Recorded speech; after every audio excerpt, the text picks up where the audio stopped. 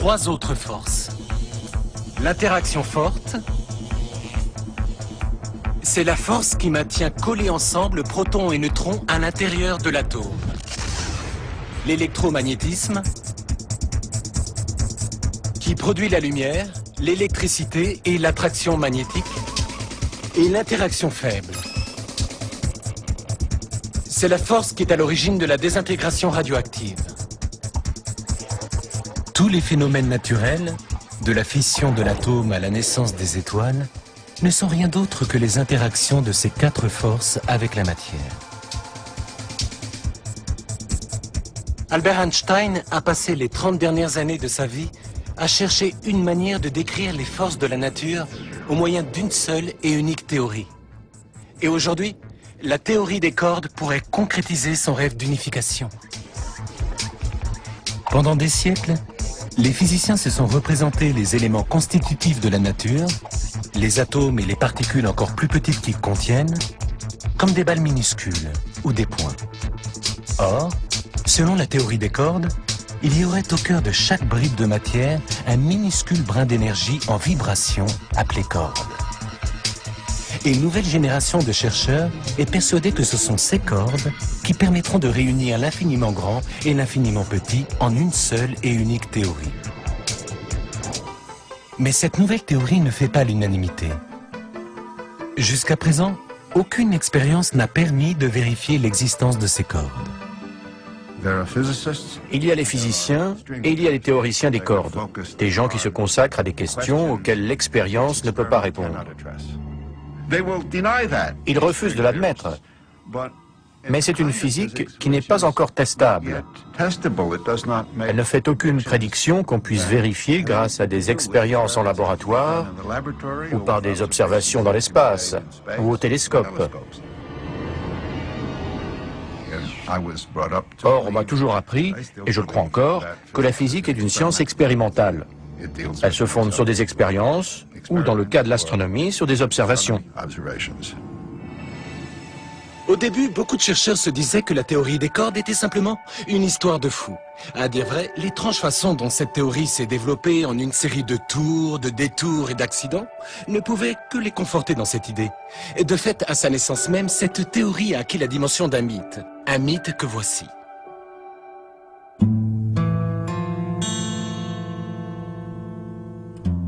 À la fin des années 60, un jeune physicien italien, Gabriele Veneziano, est à la recherche d'un ensemble d'équations pouvant expliquer l'interaction forte, la colle extrêmement puissante qui maintient le noyau de chaque atome en liant protons et neutrons.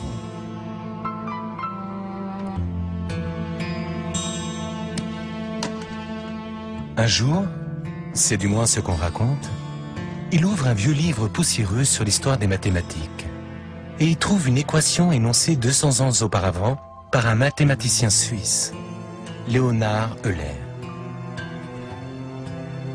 Veneziano est stupéfait de découvrir que l'équation d'Euler, depuis longtemps tenue pour une simple curiosité mathématique, semble décrire une interaction forte. Il publie rapidement un article et devient à jamais célèbre pour cette découverte. Mais l'équation d'Euler, qui explique miraculeusement l'interaction forte, acquiert alors sa dynamique propre. La théorie des cordes vient de naître.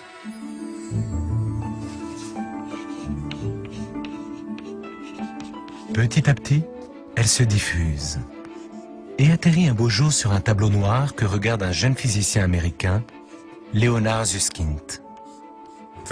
Aujourd'hui encore, je me souviens de la formule. La voici.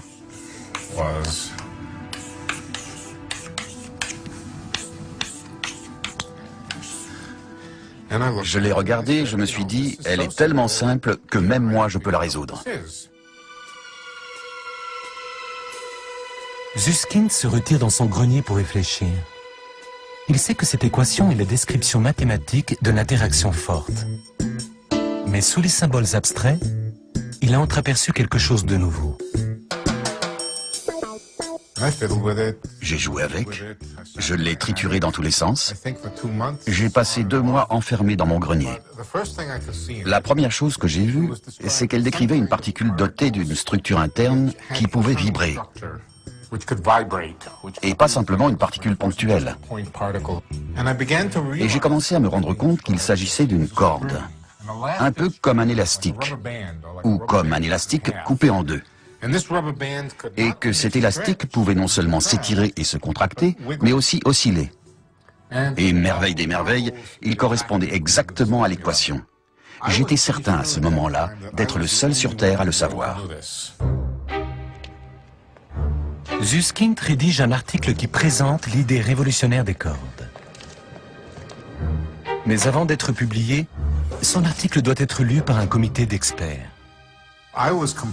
J'étais convaincu qu'on allait me le renvoyer avec les mots « Susskind et le nouvel Einstein », ou peut-être même « le nouveau Newton ». Mais il m'est revenu avec la mention « assez médiocre, ne mérite sans doute pas d'être publié ». J'en suis littéralement tombé par terre. Ça m'a choqué, déprimé, attristé, j'étais effondré. Alors je suis rentré chez moi et j'ai pris une cuite. Susskind noie donc son chagrin.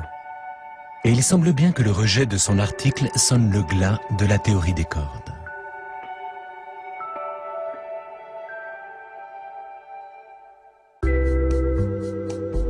Car, au même moment, la physique traditionnelle est en train d'adopter l'idée de particules en forme de points et non de cordes. Depuis des décennies, les chercheurs étudient le comportement des particules microscopiques en les faisant s'écraser les unes contre les autres à grande vitesse et en étudiant le résultat de ces collisions. Dans l'avalanche de particules produites, ils découvrent que la nature est bien plus riche qu'ils ne le pensaient. Tous les mois, on découvrait une nouvelle particule. Le méson ρ, la particule oméga, B, B1, B2, phi, oméga. Plus de lettres que n'en possèdent la plupart des alphabets. C'était une véritable explosion démographique. Des étudiants de 3e cycle couraient dans les couloirs en criant qu'ils avaient découvert une nouvelle particule. L'effervescence était à son comble. Et dans cette profusion de nouvelles particules, les physiciens ne découvrent pas uniquement les constituants de la matière. Ils font une prédiction étrange et surprenante. D'après eux, les particules pourraient aussi expliquer les forces de la nature.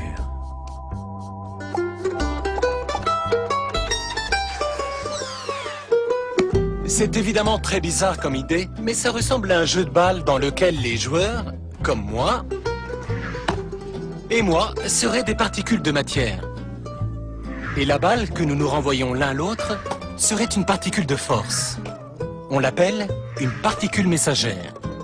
Par exemple, dans le cas du magnétisme, de la force électromagnétique, cette balle représente un photon. Et plus nous échangeons de ces particules messagères ou photons, plus forte est l'attraction magnétique. Et les scientifiques ont prédit que c'est cet échange de particules messagères qui crée ce que l'on ressent comme une force. Les expériences ont confirmé ces prédictions avec la découverte des particules messagères de l'électromagnétisme, de l'interaction forte et de l'interaction faible. Et en se servant de ces particules nouvellement découvertes, les chercheurs se rapprochent du rêve d'Einstein, l'unification des forces.